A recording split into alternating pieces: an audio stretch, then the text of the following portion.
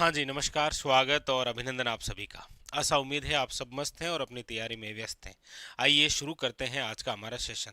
जैसा आप सबको विदित ही है कि सेशन के अंदर हम चर्चा करते हैं राजस्थान जीके के उन क्वेश्चनों के बारे में जो अभी हाल ही के अंदर जो एग्जाम हुए हैं उनमें जो पूछे गए और बदलता हुआ पैटर्न, यानी कि अब राजस्थान जीके से संबंधित जो क्वेश्चन है वो आपको किस प्रकार से नए तरीके से पूछे जा रहे हैं। आइए उन सभी क्वेश्चनों के बारे में चर्चा कर रहे हैं, जिसके अंदर एक शब्द जो है वो बड़ा महत्वपूर्ण है। कालानुक्रम के अनुसार, कथन और कारण, सुमेलित कीजिए, कूट के आधार पर, कौन सा कथन सत्य और कौन सा असत्य है, इसी प्रकार के क्वेश्चनों की प्रैक्टिस करेंगे। आइए शुरू करते हैं आज का हमारा सेशन। ये रहा आज के हमारे सेशन का पहला क्वेश्चन। क्या पूछा जा रहा है देखिएगा।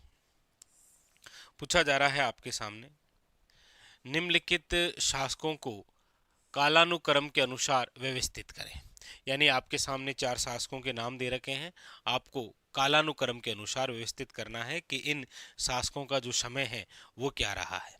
लीजिए देखिए, ऑप्शन के अंदर रावल रतन सिंह है, महाराणा प्रताप है, राणा सांगा है और महाराणा कुंभा है।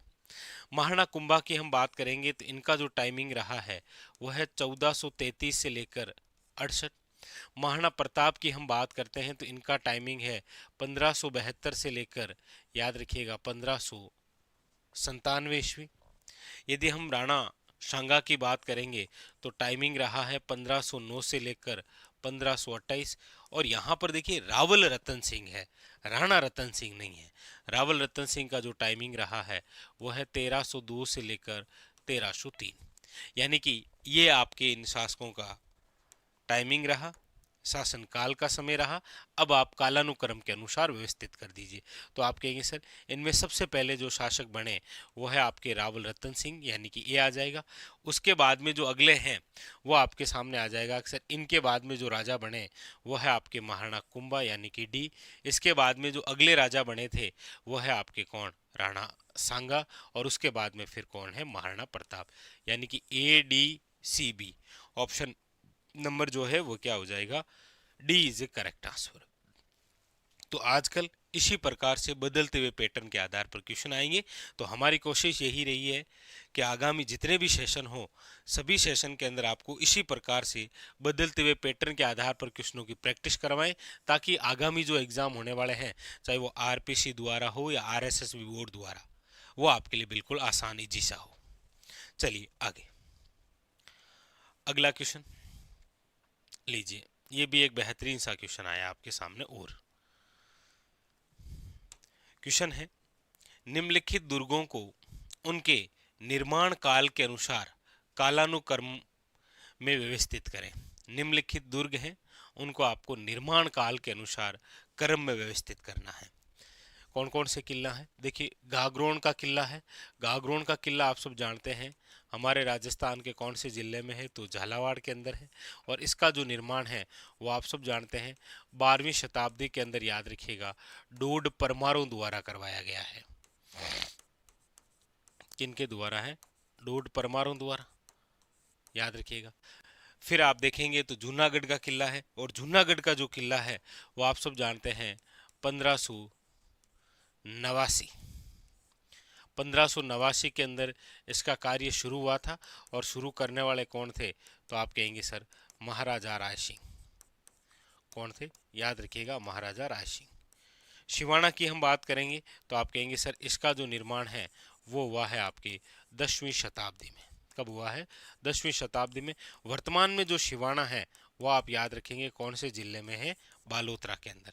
फिर चूरू का किला है, आप सब जानते हैं कि चूरू का जो किला है उसका निर्माण हुआ है आपके 1739 ईस्वी के अंदर। और चूरू का किला वही है जहाँ से, याद रखिएगा, चांदी के गोले दागे गए थे। चांदी के गोले,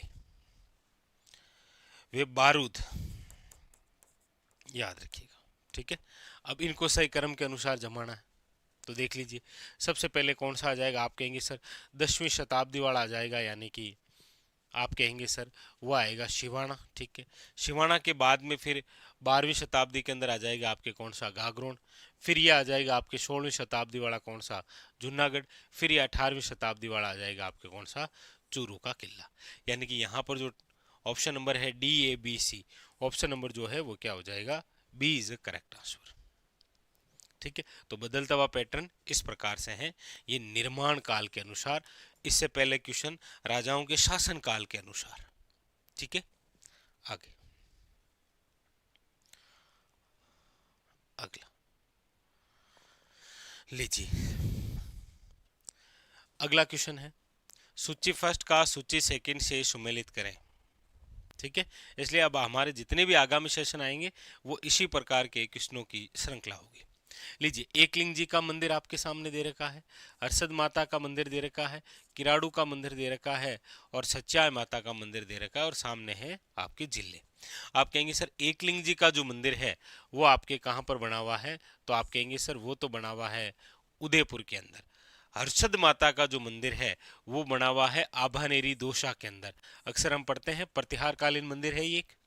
किराड़ू जो मंदिर है वो आप कहेंगे सर बना हुआ है हातमा गांव में, और हातमा गांव आप सब जानते हैं कहाँ पर है, बाड़मेर के अंदर। किराड़ू जिसका प्राचीन नाम है आपके किरात कूप, यहाँ पर आप पढ़ते हैं किराड़ू का सोमेश्वर मंदिर, जिन्हें हम राजस्थान का खजुराहो कहते हैं। फिर है आपके सच्चाई माता का मंदिर, सच्चाई माता का जो मंदिर है वो जोधपुर के अंदर है। तो यहाँ पर आप ऑप्शन देख लीजिए कौन सा हो जाएगा। भाई एक के अंदर दो है, एक के अंदर दो है, ठीक है, इन दोनों में ही तो नहीं है, तो फिर सी या डी में से। फिर हर्षद माता बी के अंदर 4 है, बी के अंदर 4 है, याद रखें। इस प्रकार की जब क्वेश्चन आए तो आप पहले ये कोशिश करें जो आपको आ रहा है ना उसी को आप इन ऑप्शनों में रखें, क्या पता उसी से आपका आंसर निकल जाए। ठीक है, आगे अगला देखिए आपके सामने क्या कह रहा है, ये लीजिए। अगला है आपके सामने, सूची फर्स्ट का सूची सेकंड से मिलान करो। सूची फर्स्ट के अंदर आपके सामने दे रखे हैं पर्यटक स्थल, और सूची सेकंड के अंदर दे रखे हैं आपके जिले। आपको मिलान करना है कौन सा पर्यटक स्थल जो है वो कौन से जिले में है। देखिए यहाँ पर दे रखी है आपके आना सागर झील। हम सब जानते हैं कि हमारे राजस्थान के अंदर ये जो आना सागर झील है ये आपके अरुणराज द्वारा निर्मित है, याद रखिएगा, 12वीं शताब्दी के अंदर, और ये कहाँ पर है, अजमेर में, याद रखेंगे। फिर है आपके माही बांध। अब माही बांध आपके राजस्थान के अंदर जिस गांव में है वो है बोरखेड़ा गांव, याद रखिएगा। बोरखेड़ा गांव जो है वो बांसवाड़ा में है, और माही बजाज सागर बांध की हम बात करते हैं तो राज्य का सबसे लंबा बांध है ये। मंचकुंड मंदिर की यदि हम बात करेंगे तो ये धौलपुर में है। मंचकुंड तीर्थ आपने जरूर सुन रखा होगा, जिसे हम तीर्थों का भांजा कहते हैं वो। और सित्ताबाड़ी, याद रखिएगा, सित्ताबाड़ी जो मेला है ये शहरिया जनजाति का कुंभ है। किसका है, शहरिया जनजाति का कुंभ। और ये जो मेला है ये सीताबाड़ी का, ये भरता है आपके केलवाड़ा में। केलवाड़ा जो है वो कहाँ पर है आपके, याद रखिएगा, 12 में। लीजिए, तो ए के अंदर 3 है आपके सामने, ए के अंदर 3, इन दोनों में नहीं है, 2 को कट करिए। फिर है आपके सामने माहीबान, बी के अंदर ए है, बी के अंदर केवल एक ही ऑप्शन में है, वो है ए। ले लीजिए, ठीक है। तो इस प्रकार से प्रश्न आए तो आप कोशिश ये करें जो आपको आ रहे हैं पहले वो आप देखें। ठीक है, आगे अगला लीजिए। अगला क्या कह रहा है देखिएगा।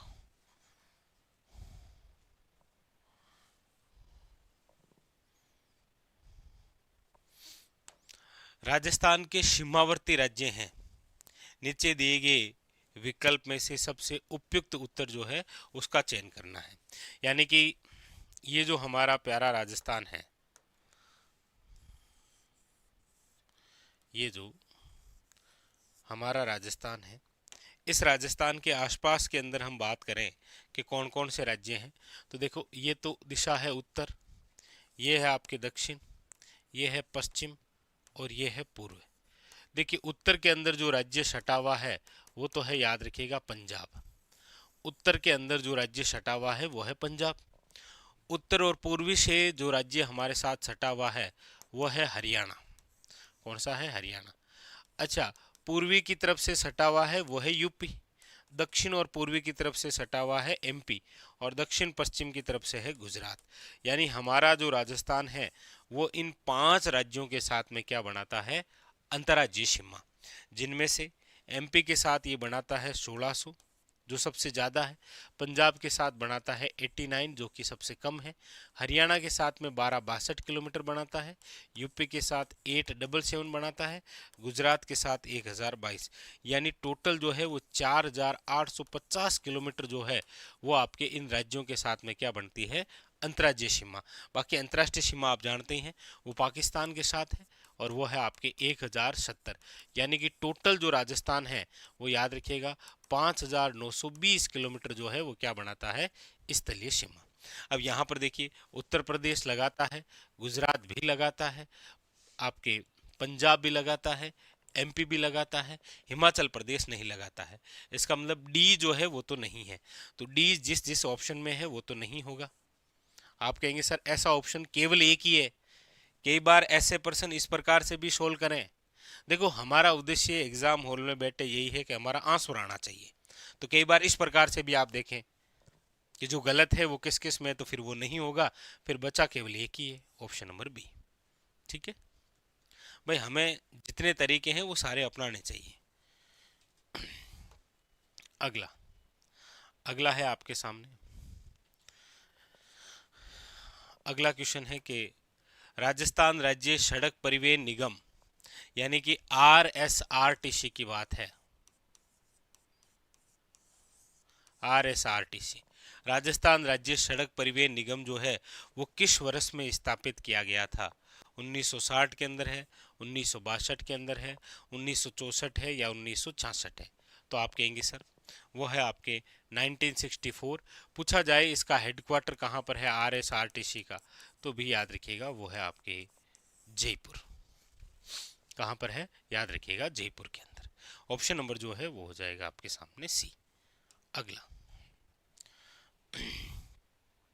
लीजिए, सूची फर्स्ट का सूची सेकंड के साथ मिलान करना है आपको। सूची फर्स्ट का सूची सेकंड से मिलान करना है।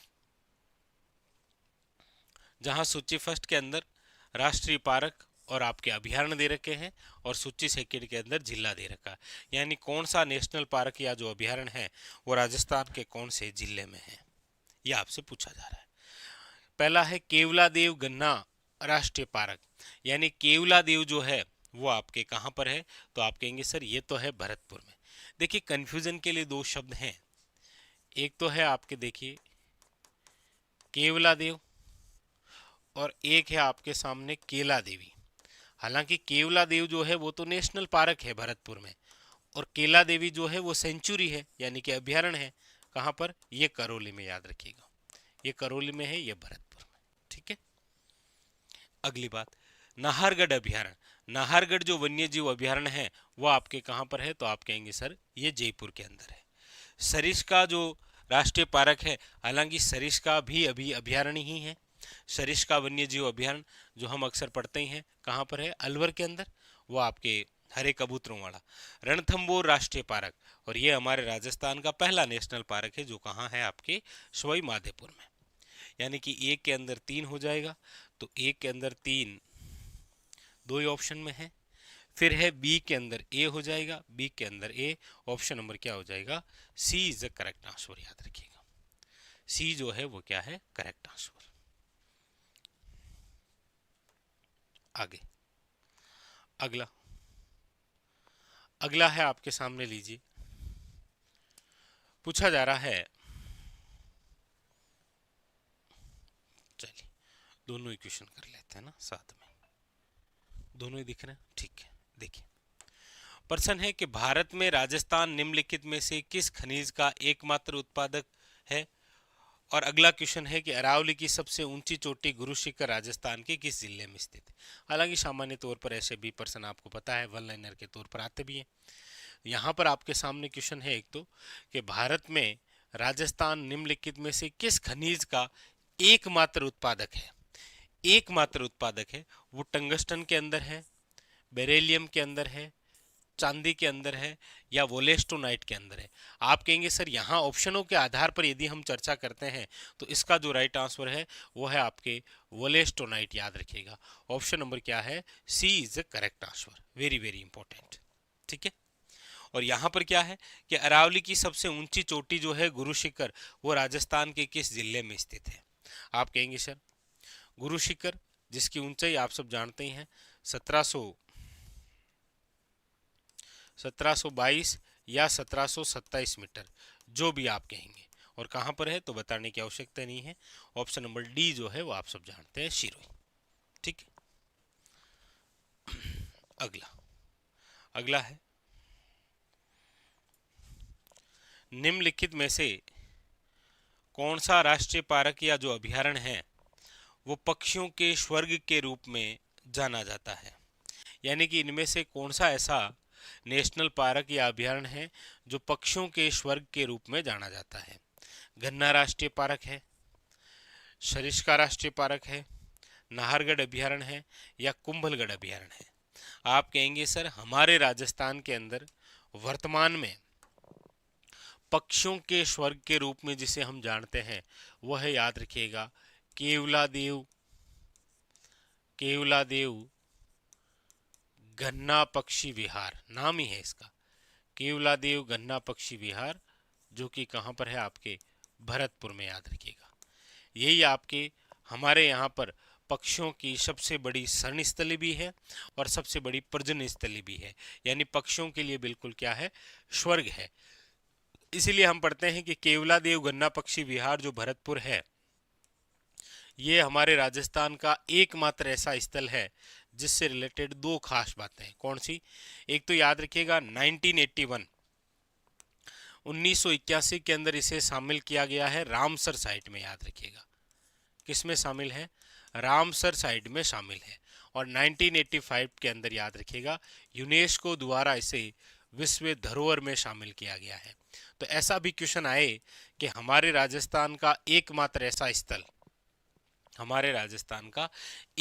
ऐसा स्थल जो कि रामसर साइट और विश्व धरोहर इन दोनों में शामिल है, वो एक ही मात्र है। कौन सा? केवलादेव गन्ना पक्षी विहार भरतपुर, याद रखेंगे। अच्छा, ये जो केवलादेव गन्ना पक्षी विहार भरतपुर है, ये किसके लिए प्रसिद्ध है? तो याद रखिएगा ये प्रसिद्ध है आपके साइबेरियन सारस के लिए प्रसिद्ध है, याद रखिएगा। कौन सा? केवलादेव गन्ना पक्षी विहार भरतपुर। अच्छा, इसके अंदर एक स्पेशल घास भी है। कौन सी घास है? वो घास है, देखिए, एंचा घास। कौन सी है? एंचा घास। इससे रिलेटेड भी क्वेश्चन आ रखा है आपके वन रक्षक वनपाल जैसे एग्जामों में कि हमारे राजस्थान के अंदर ऐसी कौन सी घास है जिसमें अक्सर पक्षी जो है, पक्षी उलझ कर मर जाते हैं। अक्सर पक्षी उलझ कर मर जाते हैं, वो आपके कौन सी घास है? तो एंचा घास। हालांकि यहाँ केवलादेव के अंदर साइबेरियन सारस आते हैं, तो इनकी एक मन पसंदीदा घास भी यहाँ पर है, उसका नाम है कुट्टू घास। कौन सी है? कुट्टू घास, याद रखेंगे आप। ठीक है, तो यहाँ पर जो पूछा गया कि निम्नलिखित में से कौन सा राष्ट्रीय पार्क या अभयारण्य जो है वो पक्षियों के स्वर्ग के रूप में भी जाना जाता है, तो आप याद रखिएगा गन्ना राष्ट्रीय पार्क, वेरी वेरी इंपॉर्टेंट है ये। ठीक है, जिसे हम केवलादेव गन्ना पक्षी विहार के नाम से भी जानते हैं। एक बार तो ये भी पूछ लिया गया कि इसका नाम केवलादेव गन्ना पक्षी विहार जो है वो किसके नाम पर है, तो याद रखिएगा ये है भगवान शिव के नाम पर। किसके नाम पर है? तो ये भी आप जरूर याद रखिएगा, भगवान शिव के नाम पर है। ये आपके केवलादेव गन्ना पक्षी विहार भरतपुर है, और वो जो है वो आपके कौन सा है? ये केवलादेव। और अभी हमने चर्चा की भी थी कि कंफ्यूजन के लिए हो सकता है कि ये आपको पूछे केला देवी जो है वो आपके कहाँ पर है? करौली के अंदर। और इनसे रिलेटेड प्रसिद्ध क्वेश्चन आप सुनते ही हैं। केला देवी की आराधना के अंदर याद रखिएगा कौन सा नृत्य होता है? लांगूरिया। क्योंकि केला देवी जो है इनका जो मेला है वो कौन सा है? लक्खी मेला है, याद रखिएगा। इसी लक्खी मेले का मुख्य आकर्षण जो है वो कौन सा होता है? लांगूरिया। ठीक है, चलिए आप ये एक कमेंट करके बताइएगा कि केला देवी का जो मेला है वो कब भरता है। यह आपके लिए क्वेश्चन रहेगा आज का हमारा। केला देवी का जो मेला है वो आपके कब भरता है, ये आपको कमेंट बॉक्स के अंदर बताना है। ठीक है जी, क्वेश्चन दिख ही रहा है आपको आराम से। चलिए, यहाँ पर पूछा जा रहा है कि निम्नलिखित में से कौन से कथन जो है वो नशीराबाद क्रांति के संबंध में सत्य हैं। कौन कौन से कथन सत्य हैं, बस उनका चयन करना। लीजिए, सबसे पहली बात क्या कह रहा है, नशीराबाद, नशीराबाद क्रांति के बारे में बात हो रही। नशीराबाद आप सब जानते ही हैं, कहां पर है ये, अजमेर में। लीजिए क्या बात है, देखिए यहां पूछा जा रहा है कि भारतीय सिपाहियों को नियंत्रित, यानी कि जो भारतीय सिपाही थे उनको नियंत्रित करने के लिए यूरोपीय सेना और बाहर से कुछ तोपें मंगवाई थी। आप कहेंगे बिल्कुल सही बात है सर, ये बात बिल्कुल सही है, क्योंकि हमारे राजस्थान के जो एजेजी थे जॉर्ज पैट्रिक लॉरेंस, जब उनको 19 मई को ये सूचना मिलती है कि भारत के अंदर 10 मई 1857 को मेरठ के अंदर विद्रोह हो गया है, तो उसके बाद में फिर यहाँ नशीराबाद के अंदर जो भारतीय सिपाही हैं उनको नियंत्रित करने के लिए बाहर से यानी कि यूरोप से सेना बुलाई थी और कुछ तोपें मंगवाई थी। ये कथन सत्य है। बी क्या कह रहा है, 15वीं बंगाल नेटिव इन्फेंट्री की टुकड़ी को संदेह के कारण नशीराबाद भेजा गया था। आप कहेंगे बिल्कुल सही बात है सर। पहले ये जो 15वीं बंगाल नेटिव इन्फेंट्री है ये अंग्रेजों के जो शस्त्र रखे हुए थे उसकी देखरेख के लिए थी, लेकिन हम पढ़ते भी हैं कि हमारे राजस्थान के अजमेर के अंदर एक किला है जिसका नाम है आपके मैगजीन दुर्ग, उस मैगजीन दुर्ग की सुरक्षा के लिए थी, लेकिन उसको हटाकर कहाँ भेज दिया गया था, याद रखिएगा नशीराबाद। ये भी बात सही है। फिर अगली बात, चर्च और अधिकारियों के बंगले में आग लगा दी गई थी, बिल्कुल सही बात है ये भी। फिर डी है कि 28 मई 1857 को बंगाल नेटिव इन्फेंट्री के सैनिकों ने तोपखानों पर नियंत्रण कर लिया था। आप कहेंगे बिल्कुल सर ये भी बात सही है, क्योंकि हम पढ़ते भी हैं कि हमारे राजस्थान के अंदर 1857 जो क्रांति है उस क्रांति की जो शुरुआत है वो कहाँ से हुई थी, तो आप कहेंगे सर क्रांति की शुरुआत हुई थी नशीराबाद से। कब हुई थी, तो याद रखिएगा 28 मई 1857 को। यानी कि यहाँ पर ये जो सारे कथन हैं ये सही है, यानी कि ऑप्शन नंबर जो है वो राइट होगा, जिसके अंदर ए बी सी और डी सारे कथन क्या हैं, सही है। ठीक है जी, आगे, यानी कि यहां पर जो है वो ऑप्शन नंबर डी हो जाएगा। अगला लीजिए, अगला है आपके सामने, देखिए क्या पूछा जा रहा है। क्वेश्चन है, अग्नि नृत्य के संबंध में निम्नलिखित में से कौन से कथन सत्य हैं। अग्नि नृत्य के संबंध में निम्नलिखित में से कौन से कथन जो हैं वो सत्य हैं, आपको बताने हैं। किसके बारे में, अग्नि नृत्य से रिलेटेड यहां पर चर्चा है। अग्नि नृत्य की हम बात करते हैं तो देखिए सबसे पहली बात कि राग और फाग के साथ अग्नि नृत्य का मिश्रण इस नृत्य की दुर्लभ और अनूठी क्या है, विशेषता है। आप कहेंगे बिल्कुल सही बात है सर। दूसरी बात, महिला और पुरुष दोनों इस नृत्य में भाग लेते हैं। आप कहेंगे नहीं सर, अग्नि जो नृत्य है वो केवल और केवल किसके द्वारा होता है, पुरुषों द्वारा। ये तो आप सब जानते ही हैं, यानी कि बी तो गलत है। तो बी तो देखो इसमें भी है तो ये भी ऑप्शन नहीं होगा, बी इसमें भी है तो यही ऑप्शन नहीं होगा, बी इसमें भी है तो यही ऑप्शन नहीं होगा। तो फिर बचा ऑप्शन कौन सा है, ऑप्शन नंबर सी। मतलब आप एग्जाम हॉल के अंदर इस प्रकार से भी आप अपना सही आंसर निकाल सकते हैं। ठीक है, हालांकि हम आगे देखते हैं। इस नृत्य की उत्पत्ति जो है वो बीकानेर के कत्रियासर गांव में हुई है। आप कहेंगे बिल्कुल सही बात है सर। और अंगारों का जो ढेर होता है उसे क्या बोलते हैं, धूणा। यानी कि जहां पर ये अग्नि नृत्य करना है उस स्थान को बोलते हैं आपके, याद रखिएगा, धूणा। ठीक है, यानी कि यहां पर जो बात पूछी गई थी तो कौन सा ऑप्शन हो जाएगा, option number C is a correct answer. अग्नि जो नृत्य है याद रखिएगा किस संप्रदाय से संबंधित है, तो आप याद रखेंगे जसनाती संप्रदाय। अच्छा, अग्नि नृत्य जब करते हैं तो दो घोष होते हैं, एक तो होता है रुस्तम जी, एक तो होता है रुस्तम जी रुस्तम जी, और एक होता है याद रखिएगा फतेह फतेह फतेह फतेह, इस प्रकार से। ठीक है, चलिए, तो यहां पर ऑप्शन नंबर जो है वो हो जाएगा आपके सामने सी इज ए करेक्ट आंसर। अग्नि नृत्य याद रखिएगा। आगे अगला क्वेश्चन क्या कह रहा है, देखिए अगला है आपके सामने, ये रहा।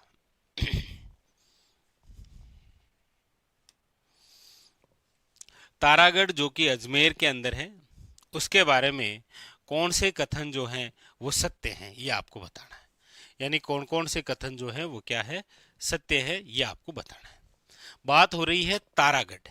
तारागढ़ आप सब जानते हैं अजमेर में भी है और बूंदी के अंदर भी है, लेकिन यहाँ पर जिस तारागढ़ की बात हो रही है वो है तारागढ़ अजमेर।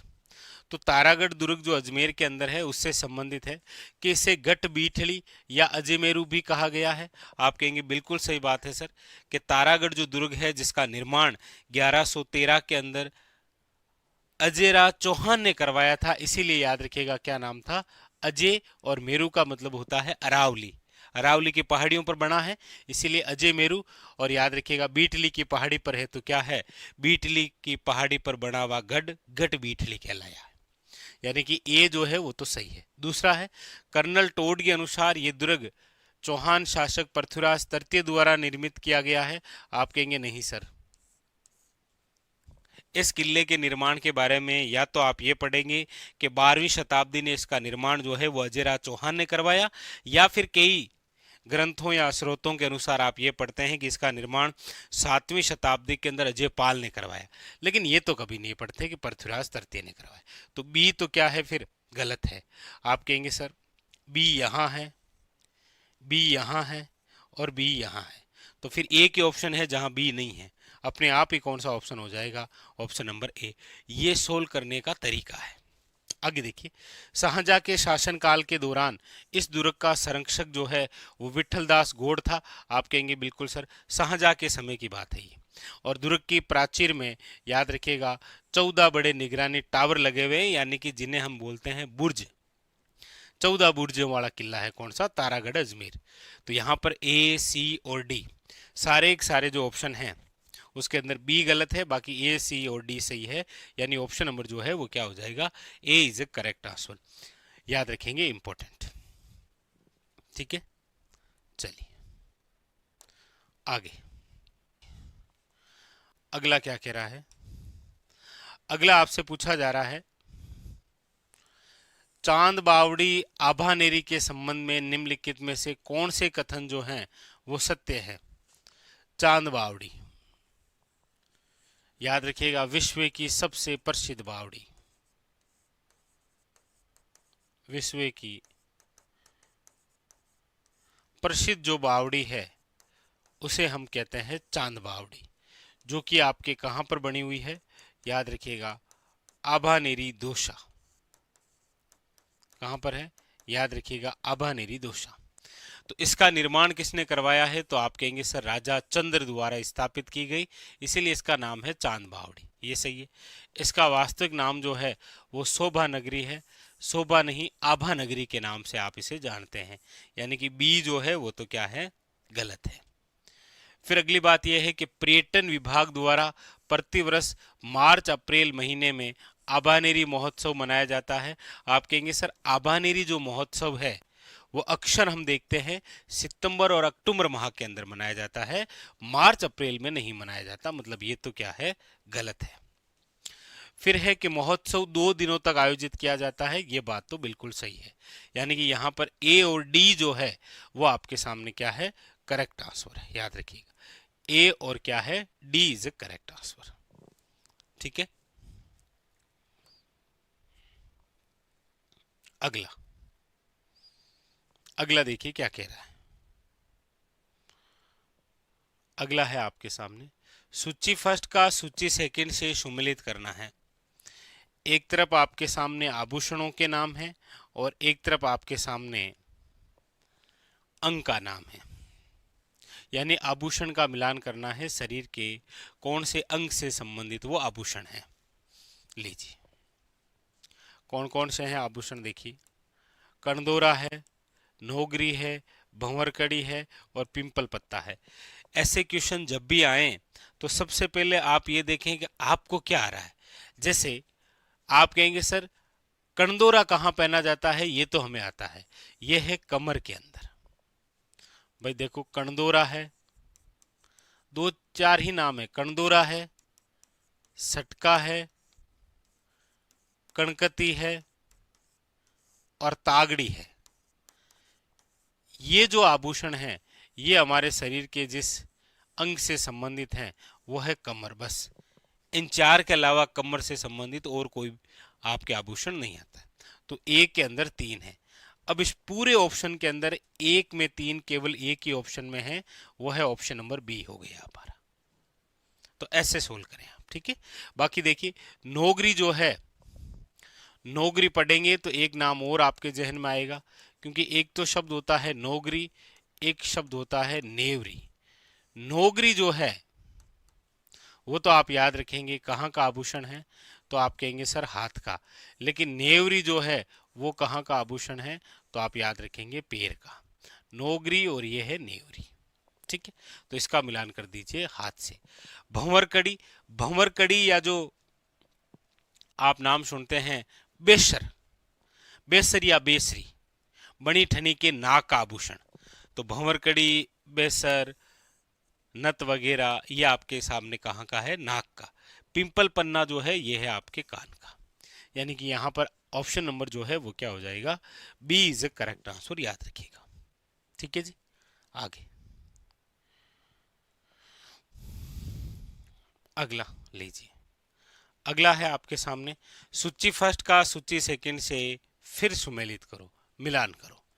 एक तरफ है आपके सामने त्योहार और एक तरफ है महा।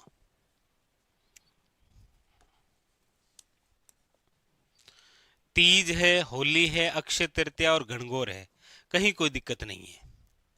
चारों चारों त्योहार आपके सामने। तीज की बात करते हैं तो आप सब जानते हैं कि सर तीज दो है। एक तो छोटी तीज है जो कि आप श्रावण में आया करे, और एक बड़ी तीज है जो कि भादवा में आया करे। आप कहेंगे सर इन दोनों में से एक ही ऑप्शन में है। इसका मतलब यहाँ पर जिस तीज की बात हो रही है वह है श्रावणी तीज। श्रावणी तीज एक के अंदर 4 होगा, यानी कि ये और ये तो नहीं होगा, दो ही ऑप्शन बचे हैं, या तो बी होगा या फिर डी होगा। होली आप सब जानते हैं कि सर होली जिस माह में आती है वो है आपके फाल्गुन माह के अंदर। बी के अंदर इसमें है ए, इसमें है 2, तो आप कहेंगे सर फिर बचा ऑप्शन नंबर है ए। मतलब ऐसे हमें सोल्व करना है एग्जाम हॉल में, ठीक है। इसलिए बार बार मैं ऐसे आपको प्रैक्टिस के लिए। फिर अक्षय तृतीया, अक्षय तृतीया जिसे हम कहते हैं याद रखिएगा आखा तीज। अक्षय तृतीया जो है वो क्या है आपके आखा तीज, यानी कि हमारे राजस्थान में सर्वाधिक क्या होंगे, बाल विवाह।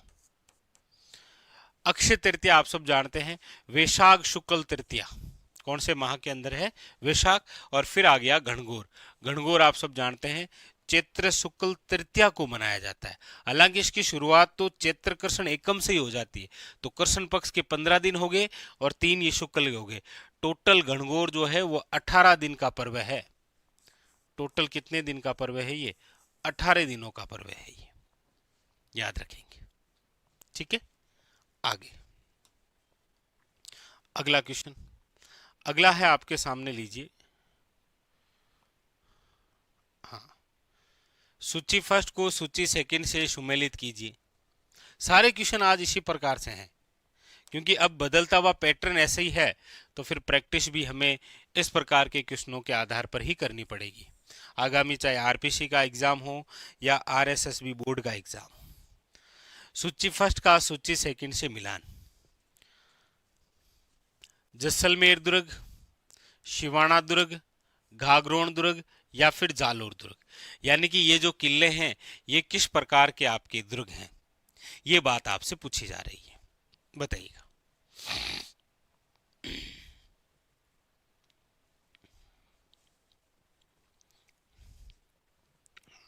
बताइएगा।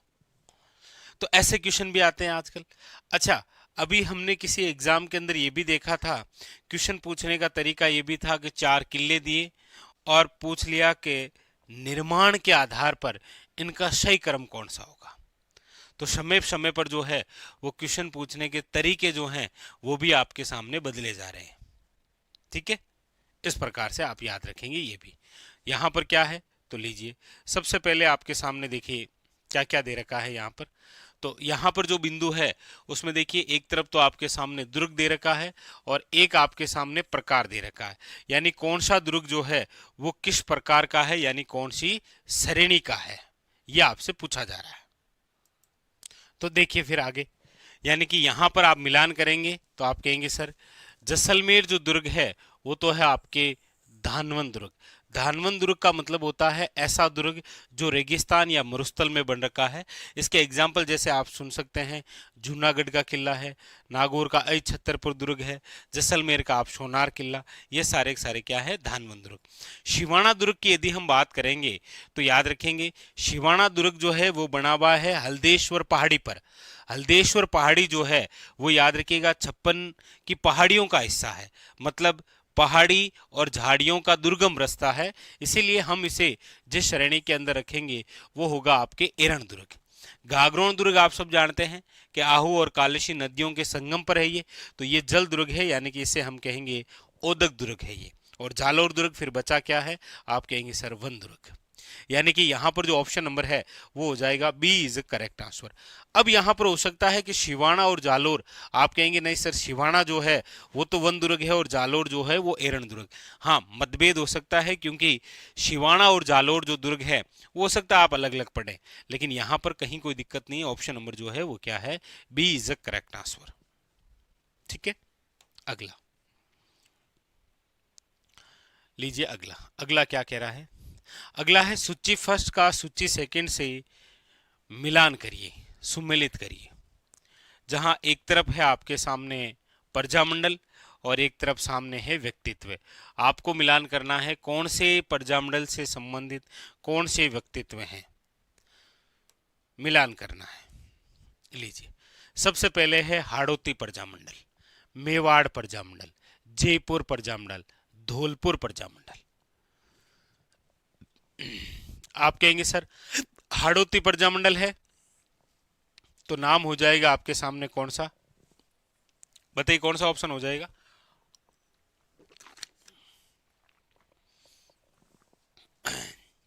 हाड़ौती है तो यहां पर नाम है आपके सामने नेनुराम शर्मा। लीजिए, मेवाड़ प्रजामंडल है, आप कहेंगे सर नाम है माणिक्यलाल वर्मा। जयपुर प्रजामंडल है कपूर चंद पाटनी। धौलपुर प्रजामंडल है कृष्णदत्त पालीवाल। अब हाड़ौती प्रजामंडल है 1934 के अंदर, मेवाड़ प्रजामंडल है 1938 के अंदर, जयपुर प्रजामंडल है 1931 के अंदर, और धौलपुर प्रजामंडल है 1936 के अंदर। तो हो सकता है कि इन चारों प्रजामंडलों के नाम देकर आपको पूछ ले निम्न में से कालानुक्रम के अनुसार जमाइए, तो ऐसे भी क्वेश्चन बन सकता है। याद रखिएगा, ऐसे भी क्वेश्चन बनने की संभावनाएं आजकल थोड़ी सी ज्यादा है। तो ए के अंदर 3 था, इसमें नहीं है, इसमें नहीं है, यानी 2 ऑप्शन। फिर आप देखेंगे मेवाड़ प्रजामंडल माणिक्यलाल वर्मा ए है, तो बी के अंदर ए केवल इसी में है। ऑप्शन नंबर क्या हो जाएगा, बी। इस प्रकार से क्वेश्चन आए तो आपको जो आ रहा है पहले वो अप्लाई करना है। ठीक है जी, चलिए फिर। तो ये था आज का हमारा सेशन, जहां पर हमने ये जो बदलता हुआ पैटर्न है, किस प्रकार से क्वेश्चन पूछे जाएंगे, हम इसी की प्रैक्टिस लगातार जारी रखेंगे। अगले सेशन में भी आपको कुछ इस प्रकार के और क्वेश्चन दिखाई देंगे। चलिए मिलते हैं अगले सेशन में, तब तक के लिए धन्यवाद।